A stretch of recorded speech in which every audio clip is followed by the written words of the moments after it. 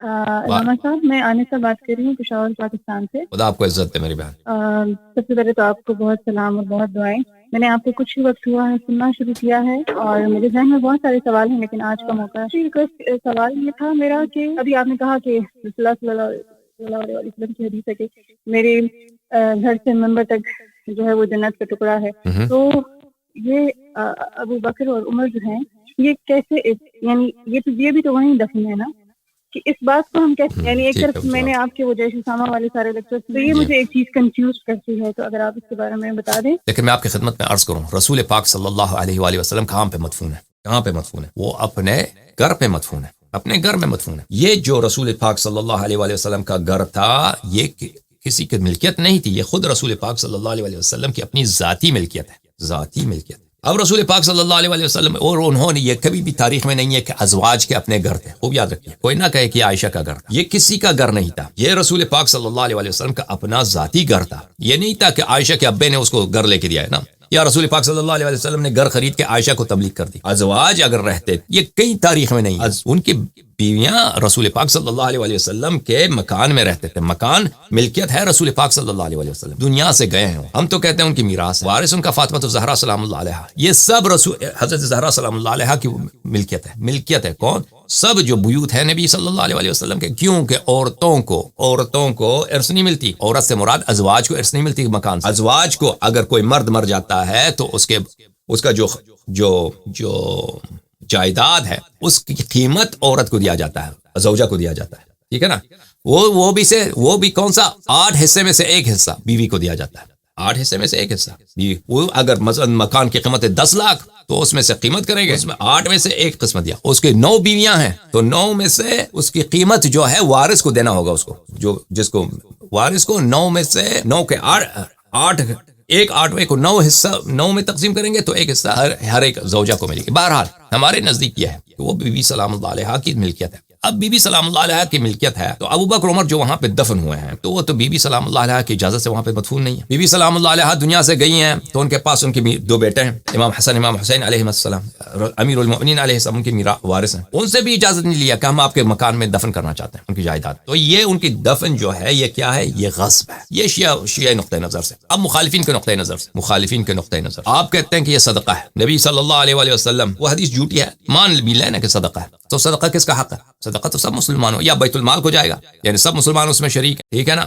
نبی کریم صلی اللہ علیہ وآلہ وسلم کا جو ترکہ ہے اس میں سب مسلمان شریک ہیں، یا تو یہ فقراء کا حق، کہیں کہ یہ صدقہ جو ہے فقیر عزیز ہو، وہ بھی فقراء مسلمین کا، تو نبی کریم صلی اللہ علیہ وآلہ وسلم کی جو جائیداد ہے کہہ دیں کہ یہ صدقہ ہے، صدقہ کس کا ہے؟ فقیر مسکین بیچارے کا حق بنتا ہے، ٹھیک ہے نا؟ تو فقیر مسکین بیچارے کا جب حق ان کی ملکیت بنتا ہے تو ان کی ملکیت پہ آپ آگے اپنا ادھر تجاوز کریں کہ ہم اس کو قبرستان بنا رہے ہیں، یہ کبھی فقراء سے آپ نے اجازت لیا؟ اگر وہ اجازت دیتے ہیں کہ بھائی چلے، ہم کبھی اجازت نہیں لی، یا سب مسلمانوں سے، کیونکہ سب مسلمان بیت المال میں شریک ہے، ان سے اجازت لیں، کسی اجازت نہیں لی، کسی سے اجازت نہیں لی ان لوگوں نے، ٹھیک ہے نا بھائی؟ کسی سے اجازت نہیں لی ان لوگوں نے۔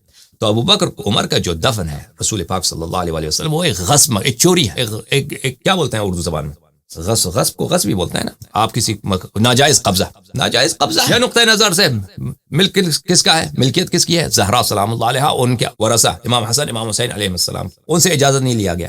مخالفین کے نقطۂ نظر سے وہ کیا ہے؟ وہ صدقہ ہے، صدقہ سب مسلمان اس میں شریک ہے، مسلمانوں سے کبھی اجازت نہیں لی۔ ابو بکر عمر کے ہم یہاں پہ دفن کرنا چاہتے ہیں، کبھی اجازت؟ تو ان ناجائز قبضہ ہے بیت المال، یا کہتے ہیں کہ سب اس میں فقراء مسلمین کا حق ہے، وہاں پہ بھی جو ہے وہ فقراء مسلمین سے بھی اجازت نہیں۔ کن سے اجازت لی؟ عائشہ سے اجازت لی۔